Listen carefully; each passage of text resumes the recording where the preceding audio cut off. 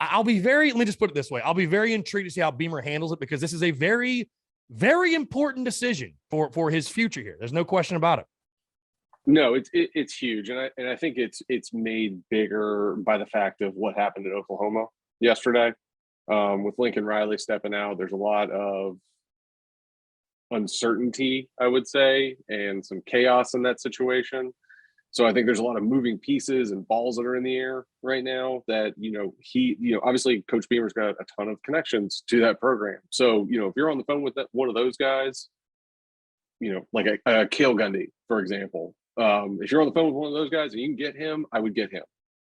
If we are going to get rid of Satterfield and go with another anonymous coordinator that nobody's heard of and, has questions about, I don't know that I'd go that route, because I think it more centers back to who is taking snaps for you and who can operate that offense versus, who's calling the plays. And I would say, even in that note, one of the more frustrating things to watch from like an offensive perspective is, a coordinator coming in and being like, this is the scheme we're going to run and we're going to run it, instead of being adaptive to what you have in front of you.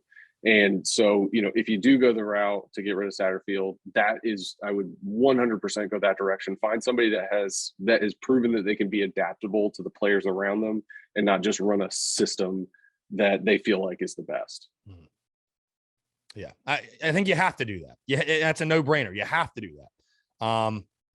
But at times, I think Satterfield was very committed to his scheme. I think he was. I agree. Very committed to his system. I mean, the guy went on record in a Wednesday press conference and said, what we're doing is not complex. High schools run this offense. I mean, that's all fine and dandy. You want to defend your own scheme, but 21 points per game, man. And the stats, proof's in the pudding right there. It's right there. I mean, to your point, it's tough to shake that off. I mean, your name's attached to that. That's what you did for 12 games. And, that's definitely not good enough, no matter what the situation is.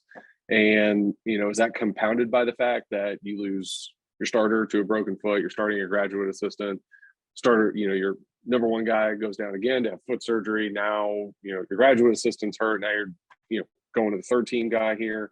Like, to put together what we were able to put together was incredibly impressive. To get to 6 wins, given those variables, is huge. The real underpinning of all of this is really just the downfall of any kind of blocking scheme or, offensive line consistency was just not there. And so, if I'm Shane Beamer today and I'm making moves, that's where I'm making moves. Yeah. If I can get somebody from one of my previous stops that is a big name to come in at OC, I'm going to do that. If I can't, I'm at least changing that portion and seeing what happens next year, assuming you can have consistency at the quarterback position. If it doesn't work, it doesn't work. But to your point, because if we fired Satterfield, that would be our 6th OC. So, 5th or 6th. Yeah, something like that. Yeah. Like, that's not a recipe for success, right? At all. Right. And unless you can get one of the top guys to come in, I would probably sit on it. Definitely changing the line coach though.